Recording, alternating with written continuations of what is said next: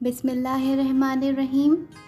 हनीन यूसुफ की home girl Nimra Ahmad की कलम से चैप्टर 8 बाप हश्तम 16 सिंगार। ऐसा क्यों होता है कि अपना साफ और ऑर्गेनाइज घर भी खूबसूरत नहीं लगता। हर शय तरतीब से रखी है, कोने खुदरे तक साफ हैं, खिड़की के शीशे चमक रहे हैं, लेकिन बस आम सा घर है, आम सा कमरा है। अपने इर्द गिर्द देख के ख्याल आता है कि वो जैसे गोरों के होते हैं ना, गूगल पे छोटे छोटे प्यारे से लिविंग रूम्स, या जैसे टर्किश ड्रामों में होते हैं, वैसा मेरा घर कभी नहीं बन सकता, क्योंकि जाहिर है मेरे पास इतना पैसा नहीं है। ऐसा क्यों होता है?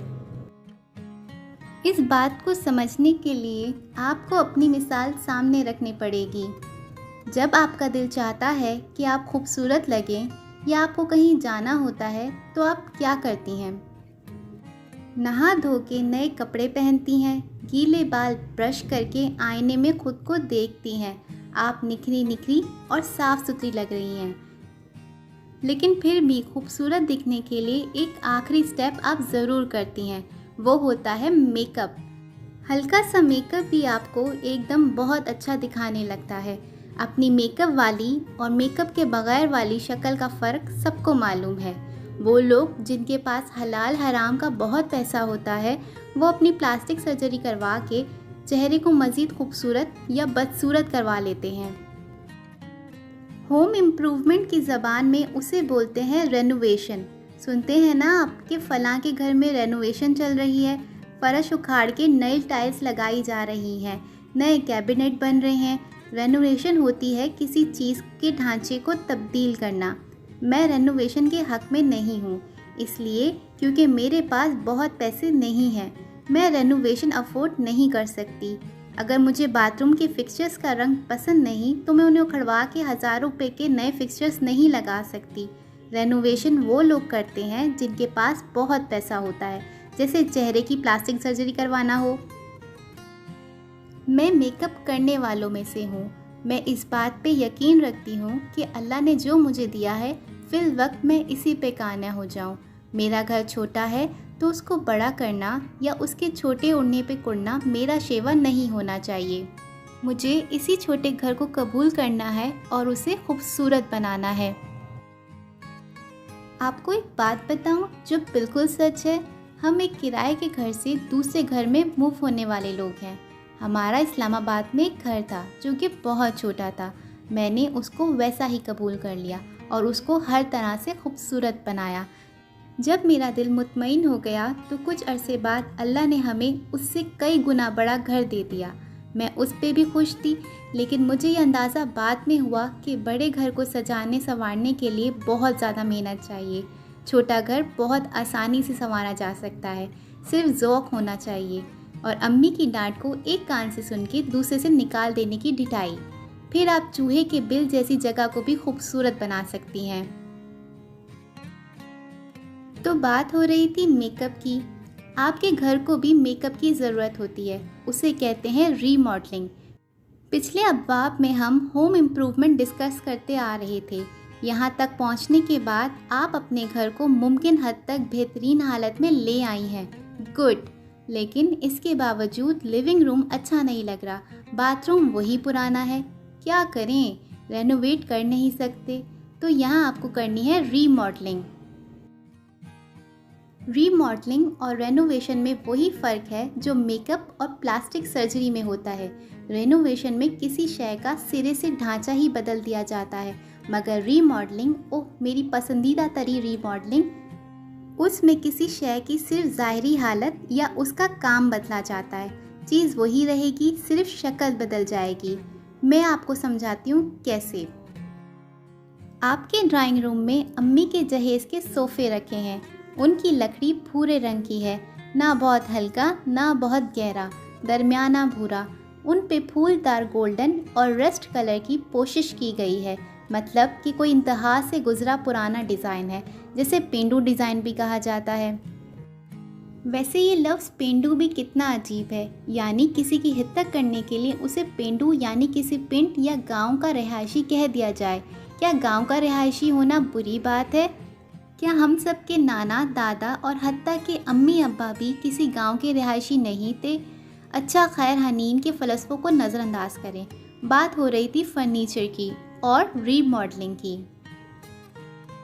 तो अगर आपके ड्राइंग रूम में ऐसे भूरे रंग के सोफ़े पड़े हैं जो आजकल पसंद नहीं किए जाते, यानी कि दरमियाना भूरा, क्योंकि फर्नीचर आजकल या बिल्कुल सफ़ेद होना चाहिए जैसे गोरों या तुर्कों के घरों में होता है आइवरी सफ़ेद, हाथी दांत जैसा सफ़ेद, या स्याह या इम्प्रेसिव होना चाहिए। ये इतना डार्क ब्राउन होता है कि स्याह का गुमान होता है, लेकिन ये स्याह नहीं होता, होता भूरा ही है। दरमियाना भूरा अब अच्छा नहीं लगता।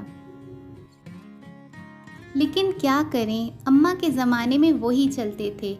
अब नया फर्नीचर आप अफोर्ड नहीं कर सकती, तो आपने उसी फर्नीचर को रीमॉडल करना है। इसके दो तरीके हैं और दोनों साथ किए जाएं तो बेहतर हैं। हमारे अक्सर फर्नीचर दरमियाने भूरे होते हैं, सो उनको आप सफ़ेद नहीं कर सकते। फर्नीचर पेंट करना ज़रा ख़तरनाक हो सकता है, इसलिए आप फर्नीचर को रोगन कर लें। डार्क एक्सप्रेसिव रंग का रोगन बहुत ही सस्ता है। इससे लकड़ी का रंग गहरा हो जाता है, उसके खदोखाल नहीं छुपते। पेंट से लकड़ी का पैटर्न छुप जाता है। रोगन करना बेस्ट है। खुद ना भी करें तो किसी कारपेंटर से सस्ते में करवा लें, और मेरा मशवरा है कि गहरे एक्सप्रेसिव या स्याह में करवाएं, बेहतरीन लगेगा। दूसरा तरीका इसकी पोशिश बदलना है। आप किसी पर्दों और सोफ़ों के कपड़ों वाली दुकान पे चले जाएं और अच्छी सी पोशिश का कपड़ा सिलेक्ट करें। हमारे यहाँ मसला ये है कि कमरे की थीम को जहन में रख के फर्नीचर, पर्दे और पेंट नहीं करवाया जाता। कोई चीज़ एक जगह से ख़रीदी, कोई दूसरी जगह से। क्यों? बस अच्छी लग रही थी। ये नहीं सोचा कि कमरे में अच्छी लगेगी या नहीं। सोफ़ों और पर्दों में कोई मुमासलत होनी चाहिए। सोफ़े, पर्दे और दीवार का पेंट, इन तीनों के रंगों का आपस में बहुत गहरा ताल्लुक़ है, और रंग मुंतखब करने का बेहतरीन तरीका अल्लाह ताला की तख्लीक से मदद लेना है। अल्लाह ताला की खूबसूरत तख्लीकात में से एक ये दुनिया, वो दुनिया जो आपके इर्द गिर्द फैली है। अभी मेरी किताब छोड़ के बाहर निकलें और जायज़ा लेकर आएँ कि अल्लाह ताला ने कौन से रंगों से इस दुनिया को मज़ीन किया है। खैर, मुझे मालूम है आपने किताब नहीं छोड़नी, ना बाहर जाना है।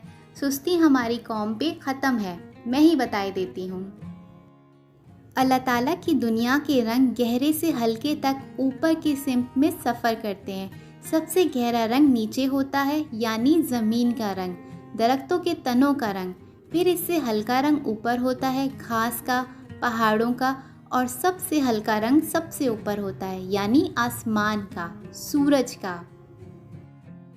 इस दुनिया में एक गहरा शोक रंग फासले फासले पे बिखेरा गया है, जो है एक्सेंट कलर, यानी फूलों का। इसी तरह कमरा डेकोरेट करते वक्त भी आपका फ़र्श सबसे गहरे रंग का होना चाहिए। इसलिए मगरबी ममालिक में फ़र्श अमूमन गहरी भूरी लकड़ी के होते हैं। हमारे यहाँ सफ़ेद मार्बल भी फ़र्श पे लगा दिया जाता है। अगर आपका घर बहुत ही वसी और आलीशान है तो सफ़ेद मार्बल अच्छा लगेगा, या अगर ये घर नहीं कोई होटल है तो ठीक है, लेकिन छोटे घर को डिज़ाइन करते वक्त फ़र्श को डार्क रखना चाहिए। अगर आपका फ़र्श पहले से ही हल्के रंग की टाइल से मज़ीन है तो कोई बात नहीं। कारपेट के हक़ में मैं बिल्कुल नहीं हूँ, ये बीमारियों का मस्कन होता है। आप सिर्फ दरमियान में एक रग डाल लें, छोटा सा रग जो किसी गहरे रंग का हो। आपने एक बात का ख्याल रखना है, फर्नीचर की लकड़ी को अगर स्याह या एक्सप्रेसिव कर दिया है तो वो हर रंग के साथ जाएगी। इसलिए फर्नीचर का मसला नहीं है, मसला कमरे की थीम का है। थीम वार्म है या कूल? वार्म रंग गर्म रंग होते हैं, पीले, पीच, गरम, सब्ज, ऑरेंज, पिंक का कोई शेड, जामनी, और कूल रंग जैसे नीले, कोल सब्ज, ग्रे, सफ़ेद वगैरह। ड्राइंग रूम वार्म रंगों में अच्छे लगते हैं। बेडरूम और लिविंग रूम दोनों थीम में जा सकते हैं। बाथरूम कूल ही अच्छे लगते हैं। किचन वार्म ज़्यादा मुनासिब लगते हैं। ड्राइंग रूम कूल ठीक रहते हैं। सोफ़े की पोशिश और उस पर रोगन करने से आपका सोफ़ा बिल्कुल रीमॉडल हो जाएगा। नया फर्नीचर लेने का तकल्लुफ़ ना करें। मेरे शागिर्द हैं, मुझे शर्मिंदा ना करवाना इतने पैसे ज़ाया करके। इसी तरह आप ड्राइंग रूम के फर्नीचर का रंग और अगर कोशिश है तो उसे बदल के उसे नया कर सकते हैं। आप अपना बेड नया कर सकते हैं। आप अपने दरवाजे और कैबिनेट डोर भी रीमॉडल कर सकते हैं। दरवाजे को नया करने का तरीका उसका पेंट और उसका हार्डवेयर बदलना है। हार्डवेयर से मुराद उसके हैंडल, चटकनी वगैरह है। मेरी अम्मा जब भी दरवाज़ा पेंट करती हैं तो उफ़ तौबा, उसके हैंडल और चटकनियाँ भी साथ ही पेंट कर देती हैं। ऐसे अच्छा नहीं लगता। मैंने अपने दरवाजे यूँ रीमॉडल किए कि पहले उनके सारे हार्डवेयर उतारे, हैंडल, लॉक, चटकनी सब अलहदा किया, फिर उसको अच्छी तरह सेंड किया, फिर उसको अच्छा सा पेंट किया और नए और स्टाइलिश से हैंडल्स और कुंडियाँ लगाईं उन्हीं सुराखों में। बस इसी साइज़ के हैंडल खरीदें और मॉडर्न तर्ज के, सादा मगर चकोर चकोर से। और प्लीज़ कभी भी हैंडल्स वगैरह को पेंट नहीं करना, वो सिल्वर या गोल्डन या किसी दहाती रंग के ही अच्छे लगते हैं। ऐसे ही मैंने अपनी किचन कैबिनेट को रीमॉडल किया था। वो बुरहाना लकड़ी की थी, हल्की भूरी और गोल्डन हैंडल्स थे। मैंने हैंडल्स उतारे और एक एक दरवाजे को बाहर अंदर से सफ़ेद पेंट किया, फिर नए सिल्वर हैंडल्स लगाए। यूँ 3 दिन की मेहनत, थोड़े से पैसे और अम्मी की बहुत सारी सलवतों के बाद मेरा किचन बिल्कुल नया हो गया। लेकिन याद रखें, कैबिनेट पेंट करने का फ़ैसला इतना ही सोच समझ के करें जितना बेटी का रिश्ता या ऑनलाइन शॉपिंग करते हुए सोचना पड़ता है, क्योंकि उन तीनों से कोई वापसी मुमकिन नहीं है। एक दफ़ा आपने लकड़ी को पेंट कर दिया तो अगर गलत किया तो उसको फिक्स करना मुश्किल होगा। इसीलिए रोगन एक सेफ प्ले होता है।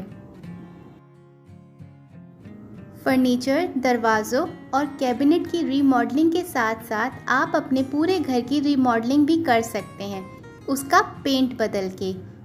पेंट एक अलग बात है जो मैं आखिर में कवर करूँगी।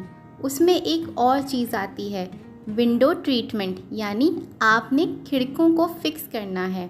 अगर पर्दे हैं तो उन्हें हटा के कोई ब्लाइंड लगा लें। रोमन ब्लाइंड्स, वेनेशियन ब्लाइंड्स, गर्ल्स, हर तरह की स्टाइलिश ब्लाइंड्स आजकल आसानी से मिल जाती हैं। और खिड़की के शीशे अगर धुंधला गए हैं तो उन्हें देसी टोटकों और विलायती क्लीनर से अच्छी तरह साफ़ करें या शीशा बदल लें। इस बात पे अम्मी ने जान ले लेनी है, लेकिन खैर। और खिड़की की लकड़ी को पेंट कर लें, यूँ खिड़की बिल्कुल नई हो जाती है। और छत से शुरू होने वाले पर्दे लगा के भी आप कमरे की लुक बदल सकती हैं। मेरे घर में हर कमरे में एक आतिशदान ज़रूर है। उनके ऊपर बने शेल्फ की पॉलिश चिप्स की गई है। वैसे इसको ट्राजो कहा जाता है, लेकिन हमारे यहाँ इसको चिप्स कहते हैं। तो मैंने ऑनलाइन मार्बल प्रिंट वाला स्याह वॉलपेपर मंगवाया जो स्टिक एंड पेल होता है, यानी स्टिकर की तरह चिपक जाता है।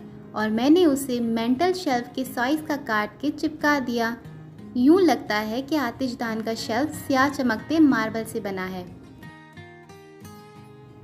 एक और तरीका है अपनी किसी एक दीवार पे वॉलपेपर लगाना। वॉलपेपर लगाना ज़रा मुश्किल काम है, इसीलिए उसको बहुत एहतियात से करना है। अमूमन ऐसी दीवार पे लगाना चाहिए जिस पे कमरे में दाखिल होते ही नज़र पड़े। कोई ईंटों के डिज़ाइन वाला वॉलपेपर, कोई पत्थरों की शक्ल वाला, या कुछ भी मुख्तलिफ सा जो पर्दों और फर्नीचर को कॉम्प्लीमेंट करे। गर्ल्स, रीमॉडलिंग एक ऐसा आर्ट है जिसमें कम पैसों में आपका घर निखर जाता है।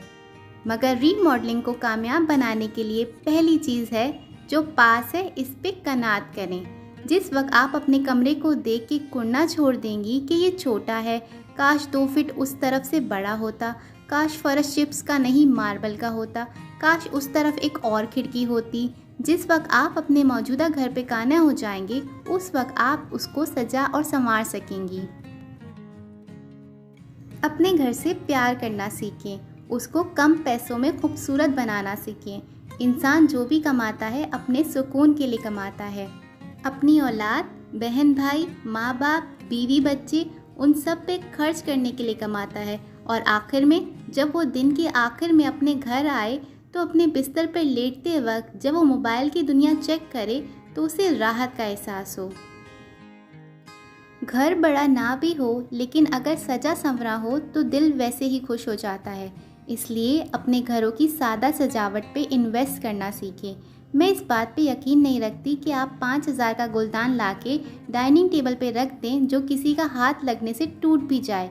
आप यही 5,000 कमरे के पेंट और 1-2 अच्छे फ्रेम्स पे खर्च कर दें तो बेहतर है। खर्च वहाँ करें जो नज़र आए और टूटने वाली चीज़ों में अपना दिल ना इन्वेस्ट किया करें। ये चीज़ें वक्ती हैं, ख़राब हो जाएं तो इन्ना लिल्लाही पढ़ लिया करें, क्योंकि आप अपने घर को जितना भी सजा संवार लें ये कहीं ना कहीं से ख़राब हो ही जाएगी। इसलिए अपने घर की इम्परफेक्शन के साथ रहना सीख लें। ये होम डेकोर सीखने से बड़ा आर्ट है। इसी के साथ चैप्टर 8 यहाँ ख़त्म होता है। वीडियो अच्छी लगे तो प्लीज़ लाइक और शेयर ज़रूर करें। बहुत शुक्रिया। अपना ख्याल रखें। अल्लाह हाफ़िज़।